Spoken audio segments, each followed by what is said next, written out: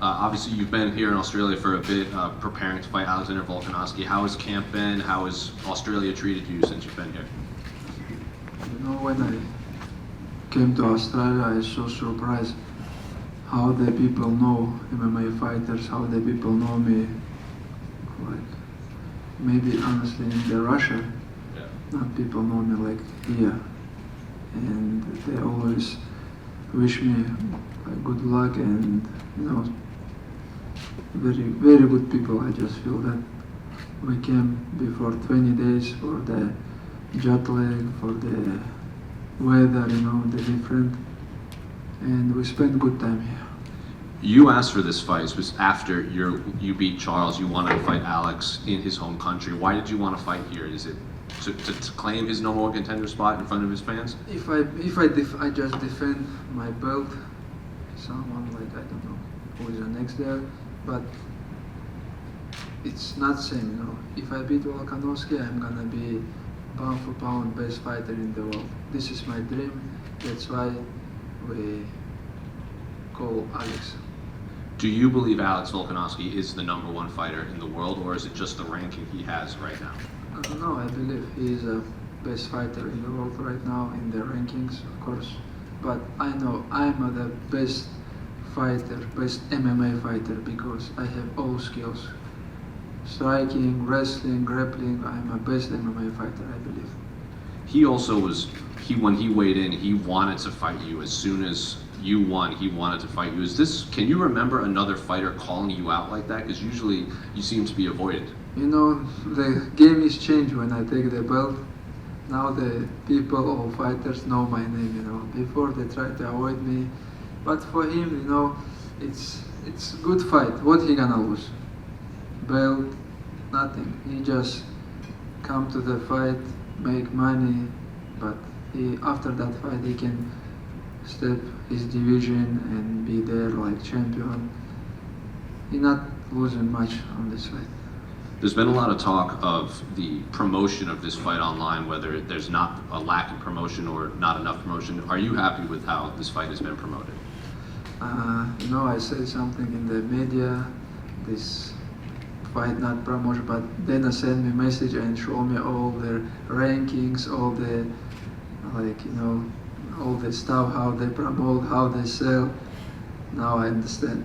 Because I don't follow this game, how they promote, what they did, but they promote a lot. That's why we don't have tickets, and then I say pay-per-view, it's high, you know, maybe like it's gonna be maybe number 2, 3. So what is your official prediction if you have one for Sunday? You know, every second I'm gonna try to finish him. But my goal, I want to knock him out.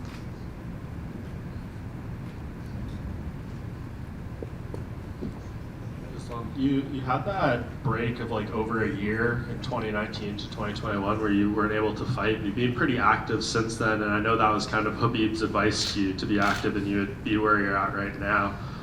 Is this the schedule you want to continue to keep, to be fighting this consistently? You know, I'm not like regular fighters, like after fight I take 1 month. Like next day after the fight, we still training, we went to the gym every day.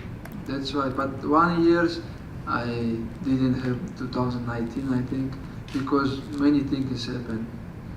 Our coach died and Corona, all this stuff. But I want to always be active because now I'm 31 right now. Next, how many years? I have 3, 4 years. I have to fight 3, 4 times 1 year. Is that when you think you'll be done in 3 or 4 years? I don't know when it's gonna be done because when I feel like I cannot. Now I feel every training camp I improve. I show the always good, you know, like how I run. I check. Last time I run like 5 kilometers, like 90 minutes. next camp 18 and a half. That's why I always improve. When I feel I improve, I still fighting. But when I feel I go down, I don't want to wait for that moment, you know. Your growth and seeing yourself get better, like do you love the sport that way, or do you just consider this more of like a job to you? No, I love this sport because, you know, when I was young, I beginning the sport. That's why this is my not just job. I can say this is my job. I love this sport. That's why I training every day. Because you know, after the fight, I say, okay, I'm gonna stay 1 week in the home with family, but next day I want to go to the gym, do something, wrestle a little bit, like work with bags, meat, do something, you know, because all my life I did same. And you will take a little break coming up, right, with Ramadan and everything, and that'll be kind of some time for you to not be, you know, thinking about a fight. We're still training in Ramadan, not hard, of course, but we're still training, and I just gonna waiting for the call from UFC. I'm gonna be in good shape. Thank you. Hey, Islam over here. Just out of curiosity, we were speaking to Javier Mendez, your coach, and he was saying how, like, you know, you're obviously looking after everyone very well on the team. There's quite a big team. Apparently, is it true that you spent $1 million on your last training camp? And I'm curious how much you spent for this training camp. You know, now I have money, but we don't care how much we spend. We just spend how much we need, you know. For the training camp, I have to bring people who I need, like not just my sparring partner. I bring the people who I feel good with them, you know. I bring like maybe almost 15 people come here. We book some hotel very close, not Hyatt, other hotel. We stay there. Everybody have on his room, and you know, because after that fight I'm gonna make money. And for the fight, I have to spend some money. I wanted to ask you this also, just because this was said a while ago, but you haven't had a chance to respond yet. Bobby Green, your previous opponent, did you see his comments about you by any chance? What you say? Basically, Bobby Green was talking about your strength, and he was making some serious accusations. He said, imagine if somebody was given steroids from the age of 10. I'm just curious, like when you hear stuff like that, what do you think? I don't know. I'm not like Bobby Green. Like I'm not drunk, do some bad stuff. I training hard. That's why he feel the power. And I told you. All the fighters say I'm gonna defend his wrestling. Like if he take me down, I'm gonna go up. But when fight is happening, when I take down my opponent, they all feel my power and they all stop. You know. That's why. This is not because I'm good. Because I training all my life. You know. That's why. Just lastly, also from me, I know you're speaking about welterweight potentially in your future. I don't want to look past this fight at all, but I am curious, who do you think would be the champion? I know you've got a lot of guys in the lightweight division that you say were worthy, but who do you think would be the champion that you would potentially face when you eventually make that welterweight move? Like very good fight coming up, and you know, last fight, Usman almost beat him, but now it's Edwards is gonna be more comfortable, you know, and it's gonna be a good fight. I don't know. I don't have some prediction who is win, but 50-50, and doesn't matter who is gonna be there. And you know, if I beat Alex, I'm gonna be champion on my division. Pound for pound best fighter, and if I take second belt, it's gonna be crazy. Your comments that you think Australians don't have wrestling. Brother, I follow all wrestling, you know, all wrestling competition. Like I saw all world championship, Olympic games, like international tournament. I don't see some people from Australia there. Sorry, but this is true. And when it comes to standing, do you think and do you believe that you can knock Volkanovski out on the feet? Yeah, we're working on that a lot because look my fist. We work. You know, my goal. I want to knock him down, knock him out because I have everything for that, and I just because last fight I say before the fight all week, and I say the media I want to choke Oliveira because he have most finishes in the UFC and what I did, and same goal here. I want to knock him out. And final, how does Islam Makhachev want to be remembered? For sure, not just best fighter, not just champion, like person. I want to people know me like never do something bad, always follow rules, religion, program. I never drank or do this bad stuff and never smoke. When the kids look at me like fighter, I want to know just not like best fight. He's not just best fighter, but he's a good person. Thank you. Just going back to the welterweight thing, what does welterweight Islam look like? What are some of the advantages that you find when you're a little bit heavier in the gym compared to when you cut down to lightweight? Today's morning I wake up and I'm 76 kilograms. I think if I jump to the welterweight, I don't have to cut weight much, and all the fight week I will be happy. When you can eat something, and it's gonna be good camp for this fight, but. For sure, it's not easy. It's not same power because we have in the gym welterweight fighters. Always they give me a hard time. Javier Mendes told us that you kind of made the decision to wanting to pursue welterweight after you won the lightweight title, and that you had spoken to Khabib and to Javier Mendes about it as well, about how you're interested in doing so.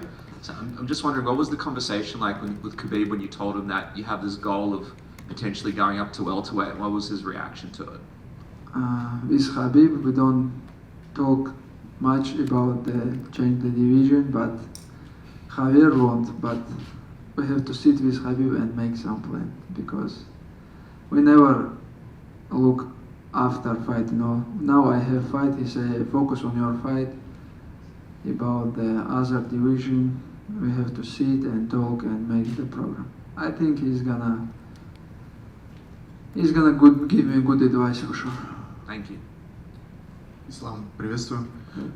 Вот, ты говоришь, что в твоих боях, когда ты выходишь, соперники, чувствуя твою силу, удивляются тому, насколько ты силен, и чувствуя это, начинают ломаться. А вот как ты думаешь, может ли тебя чем-то удивить Волконовски в плане физической силы своей, то есть что его тяжелее будет сломать ментально, физически и все такое?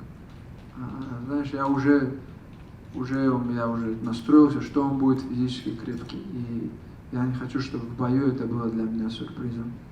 И мы из-за этого готовились, что он будет пытаться вставать, крутиться, не давать, двигаться много на ногах. Мы готовились ко всему. Ты в одном из интервью перед боем сказал, что если вдруг ты потеряешь, то твоим фанатам это не очень понравится. А почему ты так считаешь? И не считаешь ли ты, что тебе действительно после боя с Волконовски ты упрешься в какой-то медийный потолок, и какой-то такой бой, соперник тебе действительно нужен будет? Я не хочу говорить, что Макгрегор мне не нужен, но между мной и им на данный момент большая яма. Я не знаю. Люди хотят видеть настоящие бои, настоящих претендентов, кто заслужил, а не кто заслужил на деле, а не на словах, знаешь. Если UFC захотят этого боя отказываться, я не собираюсь. Просто я уже в статусе чемпиона, я просто жду звонка. Кого предложат, с тем и соглашусь. забыл твою фамилию на пресс-конференции, Хазбек отреагировал, что, мол, UFC хочет с тобой сделать то же самое, что сделали с Анкалаевым. Можешь ли ты успокоить Хазбека, что такого не будет? Не то, что он забыл, у меня фамилия тоже нелегкая, и не то, что он в DC, когда со мной, Корме, когда со мной разговаривает, он до сих пор мою фамилию не может нормально произнести. Перед интервью он там говорит: я правильно сказал, вот так же надо. Для них наши фамилии, буквы там, Х, вот такие, чуть Ч, вот такие буквы для них тяжело, и из-за этого они делают ошибки, забывают. В этом нет ничего такого. Не случится, да? Ну, то есть не хочет UFC твоего там поражения, ты этого не чувствуешь? Как это почувствует? Я не знаю, нет, конечно. Вопрос. Вот смотри, насколько я помню, Абдулманап Нурмагомедов, когда не мог присутствовать на боях, он через мессенджер передавал подсказки секундантам. А возможно ли, что Хабиб такое будет делать? И вообще, как часто вы сейчас с ним на связи находитесь? Ну, условно, как много сообщений в день тебе пишет Хабиб? Ну, я утром проснулся, и у нас группа, где я, Зуба и Хабиб. И Зуба пишет свой вес, и Хабиб ему отвечает. Сейчас я покажу. Мне кажется, у тебя большой вес. И он Зуба ему сразу отвечает: у меня с Исламом одинаковый вес. А Хабиб знает, что у Зубы, ну, хотя бы он перешел на другой вес, что у Зубы в конце бывает немного проблем. Он говорит: у тебя чуть большой вес, тебе надо там снизиться. Каждое утро мы встаем, и он вопрос тот же: какой вес, что сделали, как вчера потренировались, с кем спарринговался. Мы постоянно на связи. Сейчас многие качают, что он ушел с ММА там. Нет, он просто перестал летать, потому что вот сейчас он приехал бы сюда, это получается месяц, он не дома, без семьи, он просто перестал летать. А он также в ММА, он также заботится о всей команде и переживает. А секундантами будь на связи во время боя, как думаешь, или это нереально? Я думаю, вряд ли. Хотя может быть, но я думаю, это вряд ли. Вот смотри, мой коллега Никита Горшенин привел с десяток весомых аргументов, почему с чисто спортивной точки зрения ваш бой с Волконовски величайший в истории UFC. На твой взгляд, этот бой можно назвать величайшим в истории UFC с точки зрения спорта? С точки зрения спорта, с точки зрения бойцовских навыков, я думаю, да. Потому что никогда же не было, что первый номер паунд против второго номера дрался. Это же не просто там кто-то пришел слева и сделал этот список. Это люди смотрят, изучают, у кого какой уровень бойцовских качеств, бойцовских там, не только он там ударник или борец, они смотрят, все взвешивают, как у него все сопоставляется, там стойка, ударка, борьба, грэпплинг, и эти делают эти ранкинги. Это занижает мужские качества, я считаю. Когда кто-то тебя бьет по лицу, пощечину еще. Спасибо. Islam. Hi, firstly, how are you? Good, feel good. You touched on when you came to Australia that you're not used to people coming up and recognising you. So do you, now that you're champion and you're potentially going to have to travel a lot more for fights, do you think that's something you're going to be able to get used to, not kind of being able to go around and do what you want without being recognised? Because of people know me? Yeah. Yeah, it's so hard when I become champion. Now it's, walk to the street in the Dagestan. Now it's so hard. But here I'm surprised how the people know the MMA fighters, and not just kids or some sportsmen. Everybody, like old people know, hey, you're gonna fight main event. We know you, and I'm so surprised at that moment how the MMA popular in Australia. And the more success you have, the more you said you love the fighting, but the press side and the promotion becomes more of a job as well. So how do you kind of find that the more success you have?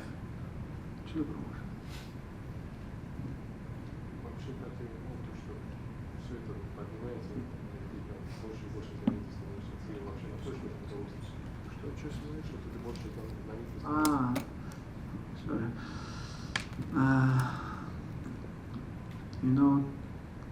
It's two-way. It's I want to walk with my family, go somewhere, you know, sit some restaurant, but it's not possible now in the Russia. But for other way, the MMA big now around the world, and MMA fighters can, if the sport is big, you know, the MMA fighters can make more money, take care about family, and you know, it's. I just happy because the people love this sport, you know, because this is real sport for the real men. Thank you. Гуру, потому что со вчерашнего дня какая-то неразбериха в социальных сетях, непонятно, что там произошло. Не кенгуру, это как маленький кока, что ли, они называют. Коки. Да. Мы поехали на остров здесь, забыл название острова, и там вообще много их. И они кушают то, что там на полу лежит, траву, листья. То, что я на видео покормил, я листочек от дерева поднял и дал ему. Мне никто не сказал, что их кормить тоже нельзя. Оказывается, нельзя было их кормить. И потом с командой тоже кто-то орешки, что ли, что-то им дал такое. Ну, не знаю, сейчас вышло, что их нельзя кормить, но мы не знали, нас никто не предупреждал тоже. Ну, никаких санкций со стороны полиции Ну, не это было. мы только утром проснулись и это прочитали, пока никто не звонил. Спасибо.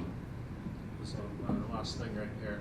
I know, you know, Habib is your friend, your brother, and I'm sure you would rather have him here than not. But for so long, everyone connects you two together. Can you see the positive in him, you know, not being as close to you during fight weeks now, that you can kind of stand on your own and people will look at you just as Islam and not as Islam and Habib? You know what Habib say? When we sit all team, he say, hey, guys, when I travel with you guys, like all the media, all the stuff focus on me, and like not just this one. I live from the camp, from the traveling, because you have to make your legacy, and of course when Habib is my corner, it's mean a lot for me, because he give me in the fight, inside the fight, good advice always. But I understand his decision, because when I retired, I want to stay with family, with my kids, mother, father. I want to give them some time, but how many months he travel 2022? We sit and think, he say, I travel 10 months, and this year I travel 10 months, but I told my mother when I retired, I'm gonna stay home with you, with kids, with family, but he's still traveling.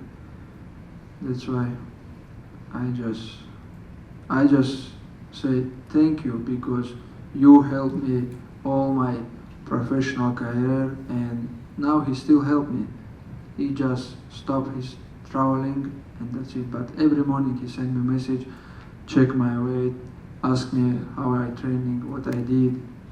We always on phone. Yeah. Well, you deserve your own attention, so I appreciate that. Thank you. Thank you. Yeah. Just wanted to get a prediction for Conor McGregor and Michael Johnson fight that's coming up later on. Conor McGregor and Chandler. It's good fight for the MMA fans, but if Chandler win, he's gonna retire it for sure. Make some good money and that's it. But Chandler, so smart guy, because you know I saw his last couple fights. He fight like crazy, you know, like he come from the street. But now I understand why he did this. Because if he beat Poirier and Gaethje, fight never happened, you know. But last 4 fights they have same streak. They lose 3 times. That's why fight is happening, you know. And for the Conor, he choose good way too. He choose like small guy, 170, and finally someone is gonna win. You know, I hope. Just to, you think Conor will retire if he loses? Conor every day retired and every day come back to the Twitter. I don't know.